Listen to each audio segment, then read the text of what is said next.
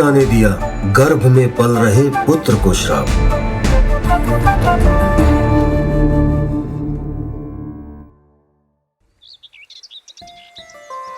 पौराणिक काल में उद्दालक नाम के एक महान ऋषि थे जो अपनी पुत्री सुजाता के साथ गुरुकुल में रहते थे।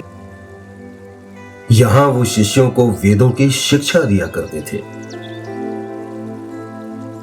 जो भी उनसे शिक्षा पाता वो स्वयं को बड़ा भाग्यवान समझता था। सुजाता भी उन्हें सुन सुनकर महाज्ञानी हो गई थी, लेकिन गुरु के सभी शिष्यों में एक ऐसा शिष्य था जिसकी बुद्धि सबसे प्रखर थी। अन्य शिष्यों की तुलना में वो वेदों को बहुत जल्दी समझ जाता और वैदिक श्लोकों का ऐसा उच्चारण करता कि गुरु उद्दालक के साथ साथ बाकी सुनने वाले भी अभिभूत हो जाते।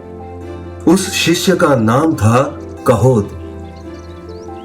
कहोद की विलक्षण बुद्धि से गुरु उद्दालक इतने प्रभावित हुए कि उन्होंने अपनी बेटी सुजाता के साथ कहोद का विवाह करा दिया।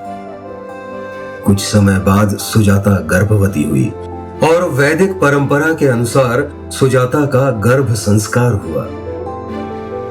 सुजाता ने अपने पिता के पैरों को छूकर आशीर्वाद लिया और अपनी इच्छा बताई। कहा कि मैं बहुत भाग्यशाली हूं कि आप जैसे महाविद्वान मेरे पिता हैं और कहोद जैसे महाज्ञानी मेरे पति। अब मेरी इच्छा यही है कि मेरी होने वाली संतान भी आप दोनों की तरह ही हो।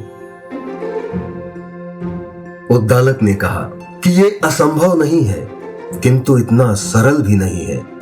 परिवार और समाज अगर मिलकर शिक्षा का वातावरण तैयार करें तो आने वाली पीढ़ी में ज्ञानोदय की संभावनाएं प्रबल होती हैं। यदि हम तीनों ने मिलकर इस संतान की शिक्षा के लिए कठोर श्रम किया और यदि ईश्वर को स्वीकार हुआ तो अवश्य ही तुम्हारी संतान एक दिन महाज्ञानी बनेगी। गुरुकुल में अब चारों पहर वैदिक मंत्रों का जाप, शिक्षाप्रद बातें सुनाई देने लगी। नाना उद्दालक सुबह से सायंकाल तक और पिता कहोद रात्रि के समय सुजाता के गर्भ में पल रहे अपने शिशु को शिक्षा देते। मां सुजाता स्वयं भी निरंतर वेदों का पाठ करने लगी। इसी क्रम में एक रात जब कहोद सुजाता को वैदिक मंत्रों का पाठ करा रहे थे, सुजाता को आभास हुआ कि उसकी संतान ने गर्भ में लात मारी। सुजाता प्रसन्न हुई। उन्हें लगा कि संतान पर वैदिक ज्ञान का प्रभाव पड़ रहा है। लेकिन तभी लात मारने के साथ ही गर्भ से एक स्पष्ट ध्वनि बाहर आई। गर्भ में पल रहे शिशु ने कहा, क्या रखा है इन शास्त्रों में? कुछ भी नहीं। सत्य तो आत्मज्ञान में है। स्वयं की खोज में ही उस ब्रह्म की खोज है। सुजाता और कहोद आश्चर्यचकित रह गए।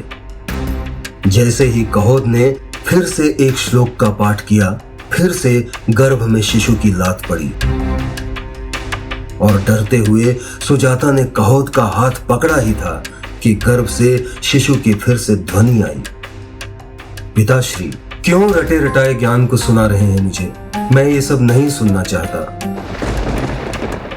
और आपका उच्चारण भी अशुद्ध है। यदि आप पाठ करना ही चाहते हैं तो शुद्ध उच्चारण में कीजिए, अन्यथा ये पाठ बंद कीजिए। वो कहोद जिनके उच्चारण से स्वयं ऋषि उद्दालक अभिभूत हो जाते थे, उसे उनकी होने वाली संतान त्रुटिपूर्ण कह रही है।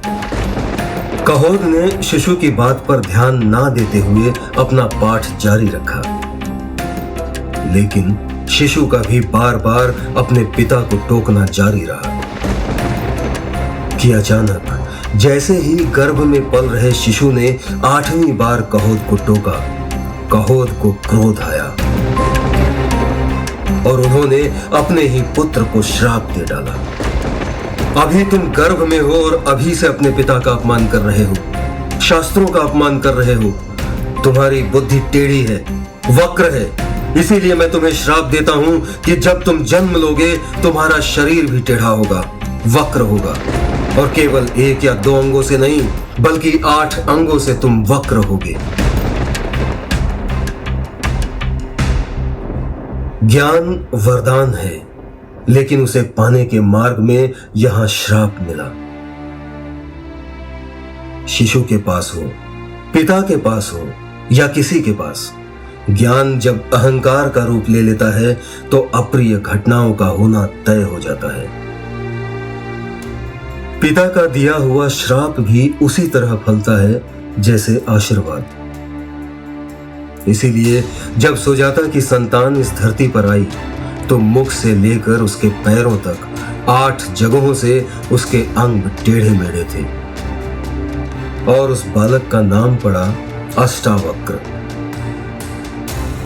ऐसी ही ढेरों कहानियां सुनने और सुनाने के लिए प्लीज हमारे चैनल को सब्सक्राइब करें, और अगर आप चाहते हैं कि ये कहानियां दूसरों तक भी पहुंचे तो लाइक और शेयर करें। धन्यवाद।